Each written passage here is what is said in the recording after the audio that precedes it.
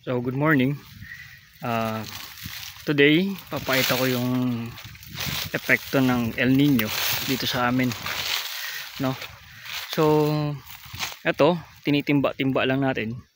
Magdidilig tayo isa-isa kada halaman, no? At this is our lakatan. Tapos meron tayong ibang mga citrus. And by the way, this is the project of BSWM. Doon sa project nila na Manila Bay Rehabilitation Project.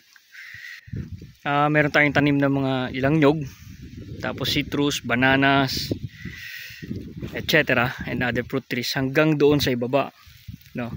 This is approximately, ang nataniman is approximately 1 hectare kasi hindi kasama yung mga shady na area.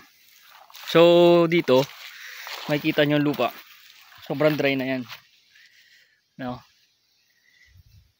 So ginagawa natin, timba-timba, since wala tayong irrigation. Magtimba-timba muna tayo. This is Davao Pomelo. Yan, dinidiligan natin isa-isa. Yung snail na yan, patay na yan.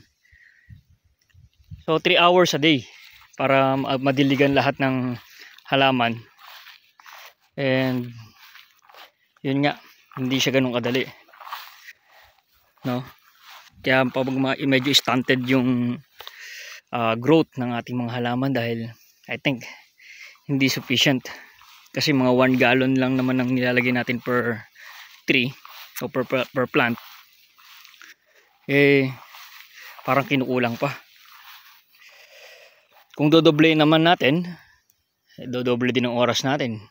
Magiging 6 hours a day tayong magdidilig. So this is just a portion ng project. So ipinapakita ko lang is malaki ang effect ng El Nino, no, sa pagtatanim. Hindi pa to summer, February pa lang. So we have March, April, May. Swerte kung umulan ng June, pero I doubt na uulan ng June. Baka mga July pa yung ulan. So we still have 4 months, para 4 to 5 months na magdilig araw-araw.